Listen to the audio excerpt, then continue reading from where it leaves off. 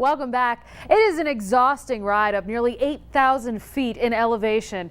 The second annual Assault on the Peak up the Pikes Peak Highway. As News 5's John Romero shows us, this race means a lot more to the athletes than just competition. Hundreds take to Pikes Peak Sunday morning for what many cyclists call the ultimate test. This is just very unrelenting and 6 hours of pain. The second annual Assault on the Peak takes these gutsy cyclists nearly 25 miles up Pikes Peak. That's a vertical climb of nearly 8,000 feet. Wisconsin native Adam Zabler was understandably nervous before he hit the peak. Yeah, I did Mount Evans last year just for fun. Didn't really know what I was getting into and don't know if I am today. So for others, like retired pro cyclist Tracy Brown, it's more of a bucket list type of thing. It's kind of cool to check it off your list. They only let you do it once a year. But perhaps the most courageous rider this year is Drew Wills. Paralyzed 6 years ago, he now rides a hand bike. The work is much harder than riding a conventional one. Maybe it's just the idea of not wanting to fail, and if you're able to complete those things, then I think in the end you feel like you've got a little more confidence, and that carries over to all sorts of things in life. For him and others, the race transcends the course and becomes a metaphor for life. I think you also find yourself out there. When you push yourself to your limits, you make, I think you open up some doors and find out some things about yourself. John Romero. Maybe we're born to run. News 5. Those are some incredible athletes. That race serves a good cause, too. Some of the proceeds go towards the Therapeutic Recreation Community Partners. They provide recreational and therapeutic opportunities for the disabled. A real-life drama last night could have taken the life of one of TV's most popular reality stars, Dwayne "Dog" Chapman. On the lookout for a suspect, a man who had jumped bond. And when the bounty hunter found him, something bad went down. Listen to this. He tried to shoot us. One shot. We lost him. He was on a high-speed motorcycle. And then we kept on it, went home. We got a call, came back out again. And we literally, Leland ran him down, Leland and Beth. He told me if I wouldn't have been betrayed, you would have never, ever caught me. I think that he's going to pay a lesson right now. You know, it's time to pay the piper, and I believe he's ready. Before we get all the details of last night, have you ever been shot before, Dwayne? Years ago, yes, sir, like over 20 years ago, but of course not lately, no, so that was kind of stunning. Dog and Beth are here to answer this. Will they continue to put their lives on the line for a TV show? They're with us next.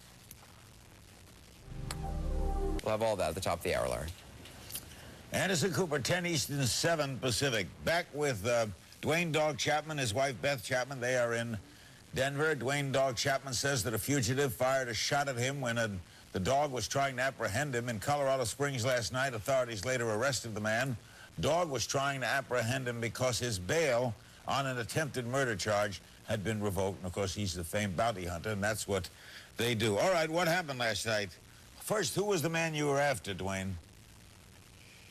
He was, what was his name, His name was Hong Nguyen. Hong Nguyen, sir.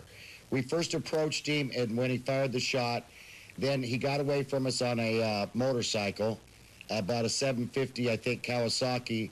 In Colorado and in most states, Larry, anymore, you don't want to pursue these guys in with a vehicle when they're running.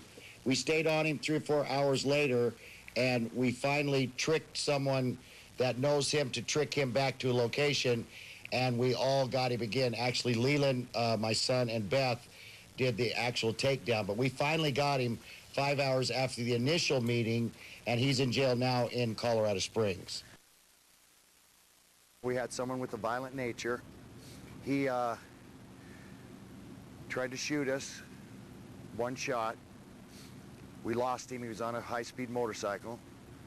Then we kept on it, went home. We got a call, came back out again, and we literally, Leland ran him down.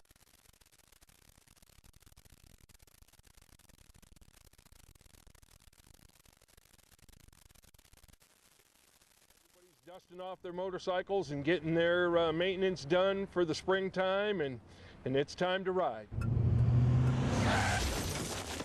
Motorcycle accidents like the one depicted in this PSA from the Colorado Department of Transportation happen, especially now.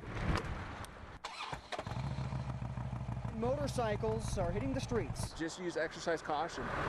El Paso County often ranks first in the state for motorcycle accident fatalities every year. Those rates are phenomenal, and just think about it. J.D. Hilliard does. He's a rider and trainer at Pikes Peak Harley-Davidson. I'm always continuously scanning and watching what's going on in front of me. I'm watching what's going on behind me. But Hilliard says responsibility falls on everybody out on the road. I think it's a combination of riders not being up on their game as well as they could be, and automobile drivers not used to looking for motorcycles. The key, be aware of what's around you, because you never know. This. 17 years of school for the arts in Colorado Springs finally has a home to call its own. News 5's Anya Winslow takes us inside. Student and performer Cece Wells remembers when her mom, Linda Weiss, used their basement as one of the many locations for the Colorado Springs Conservatory.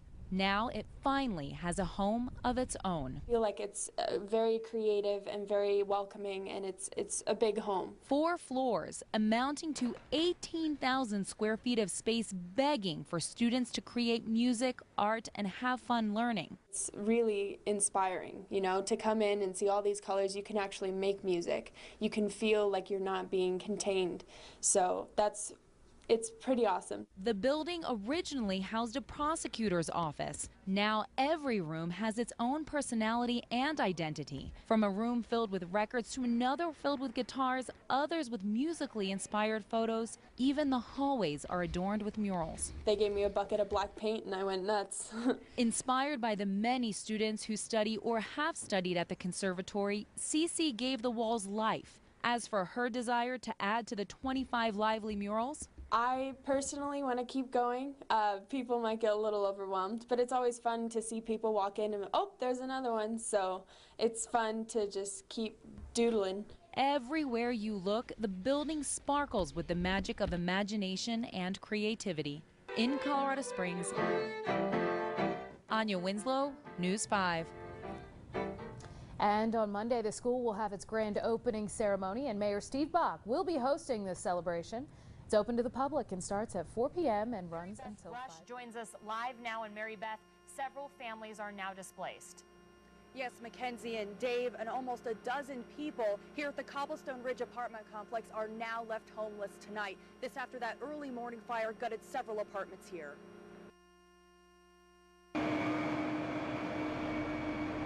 The glow of orange and red is a familiar sight for Colorado Springs firefighters. This apartment fire is the third blaze in less than 24 hours to call out multiple crews. 4 engines, 2 trucks, a heavy rescue, and a hazardous materials team and a rehab unit. 11 News was on scene as the first engines arrived. Had a lot of fire coming from the top floor, going up into what looked like the roof at the time. For Jacob Leba, it was a quiet night. Everything was fine, fell asleep. Until a few hours later. Got up and looked out the window. That whole balcony right there is just engulfed in flames. Flames rising off the roof, probably about 20 feet. He noticed the chaos as those who lived here ran for safety. And there's people running around trying to get people out of the apartment. The good news? No one was hurt. Just glad everybody's all right. As fire crews got control, they even rescued a dog trapped inside. The cause of this fire is still under investigation, and fire crews do urge all of us to remember to check our smoke detector batteries and have an escape plan ready to go just in case something should happen. David McKenzie, back to you. All right, Mary Beth Brush, live for us tonight in Colorado Springs. Thanks very much. Fiery crash on I-25 closes part of the interstate for about an hour tonight. Check out the video. This happened just south of Fountain about 7 o'clock tonight. Look at that. Witnesses say 2 vehicles were headed south and they collided. The SUV you see there spun out of control and rolled onto the shoulder. Some people at that scene, though, were able to pull the driver out of the vehicle before it burst into flames. You can tell from the intensity of that fire, the SUV was simply a charred ruin at the end of the whole thing. Good thing others were there to help. And across town, at least one person is out of their home displaced by a small fire this morning. Colorado Springs firefighters were called to the Skyway Plaza condominiums on the west side of the city around 6 o'clock this morning. A resident called 911 when he smelled smoke and heard an alarm sounding from a nearby condo. Firefighters found the fire in a bedroom of a second-floor unit and put it out. Investigators have not released a possible... And now, here's James. What is nature photography naturally? Well, for the purpose of this video, it means basically we're going to break down nature photography in a natural way. We're going to take away the fear of the camera and how to operate it, and we're going to take you out into the field and immerse you right into the subject that you're photographing. What you're going to learn is the technical terms of aperture priority, shutter priority, running your exposures in certain ways, and artistic composition. All this is going to come together nice and simple for you. So we do this by taking you out into the field and putting you right into the location that we want to photograph. So come along with us as we meet some nice people and take you to the most beautiful places Colorado has to offer.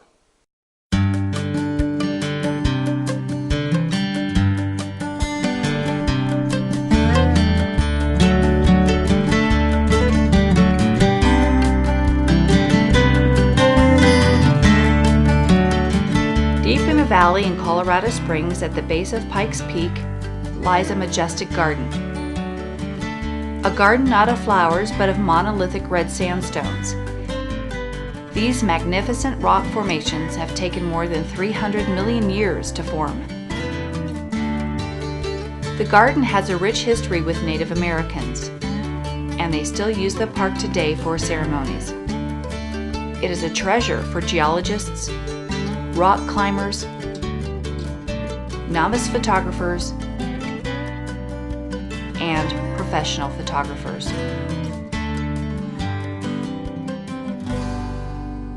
Welcome to the Garden of the Gods. Now this is one of my favorite places that I'd like to come to, mainly because I've been here thousands of times and have yet to duplicate the same shot. On any given day you can find anywhere from 10 to 20 different photographers up here working, and we all get something different every time. You can line 6 of us up side by side with identical equipment and identical film, and none of us will get the same shot. Okay, as we're looking at right now, this is conglomerate rock, or otherwise known as kindergarten rock. We also have another name for it called cathedral rock. Most of these formations here have several names. They were named by several different people over a period of time, and they've all adapted as they go. And as we pan a little more, you can start seeing some of the Pikes Peak Range back behind us here, and as we come up on South Gateway Rock. As we see here in the middle here, you got a dark area. That is actually known as the gateway to the Rockies. And it's made up of the South Gateway Rock and the North Gateway Rock, which also leads up to the Kissing Camels. Now the Kissing Camels is a hole at the very top of the rock where you see what looks like 2 heads come together and 2 humps on either side of that. That's the 2 camels that they're locked in an everlasting embrace.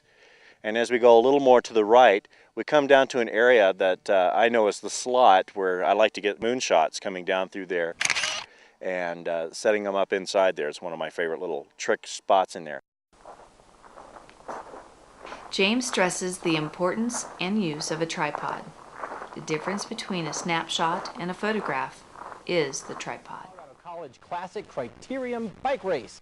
It's a fast-paced, short-loop bike race. These riders went head-to-head this morning under a beautiful southern Colorado sky. The race went down Cascade Avenue, northwest down Monument, up Cache Lacruder by the Warner Earth Center, and then north again on Cascade for a very fast bike race out there. Beautiful day for a bike ride. Yes. Today we're practicing or preparing to deploy again to Iraq. We're gonna deploy this time as a security force assistance brigade, working with the Iraqi military, security forces, as well as Iraqi government to secure the populace in various means wherever we go in Iraq.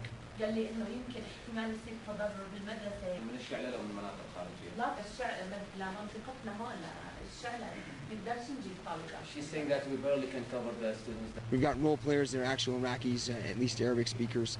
They're able to portray civic leaders as well as the populace in the town.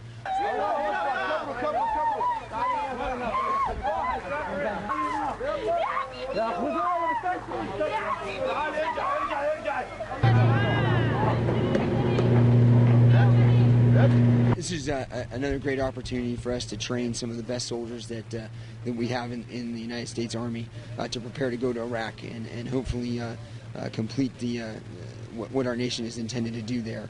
Through this, they learn the culture, they learn how people react emotionally to things that happens in town here.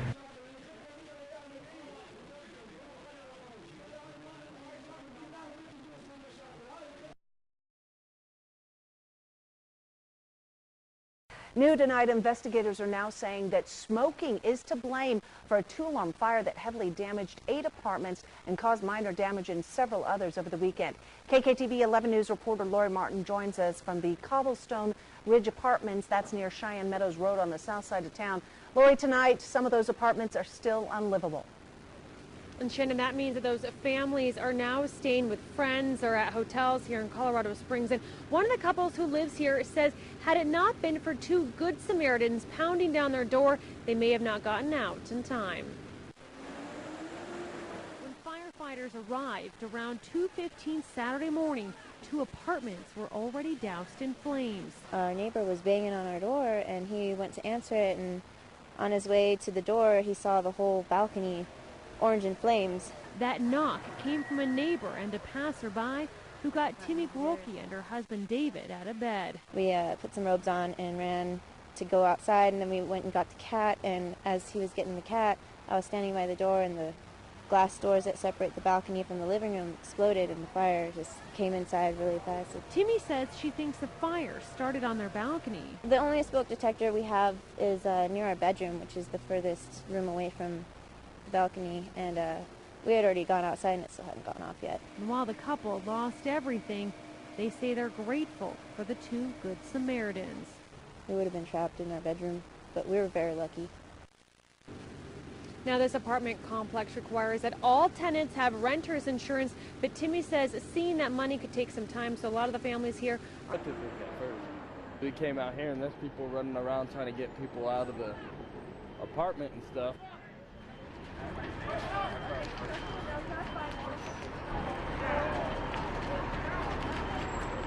That whole balcony right there is just engulfed in flames. At 2:16 this morning, we received a call for a possible structure fire. They toned out two engine companies and a truck company en route. They upgraded this to a working structure fire just due to the amount of smoke that the first engine company saw when they came up over the hill. Along with that, we sent out a second alarm due to the fact that this is an apartment complex. First engine that got here had a lot of fire coming from the top floor, going up into what looked like the roof at the time. You know, you see something like that, you don't know what to do. I freaked out. There is nobody injured from this at this point in time. Everybody did get out. We do have them over in the clubhouse. They're all going to be displaced, which means they're going to be dealing with the Red Cross, and we're going to try to get them placed for the evening or for the next couple of days. We ended up with 4 engine companies, 2 truck companies as the initial response. We did have the working fire complement, which includes the hazmat team, a heavy rescue, another truck company, and a couple of district chiefs. They got initial reports that everybody was out. In talking to the neighbors and the calling parties, they stated they knocked on all the doors, got everybody out. Everybody's been accounted for except for one individual who they think is not home. People that were in the apartment that's on all burnt up had actually gotten out there in time. The damage is pretty extensive throughout that entire building. Like I say, it's pretty much uninhabitable. The fire itself, basically, they'll just want to make sure it's out. And it'll be kind of a wait and see as far as the occupants, whether we can get them back in to gather up some of their belongings.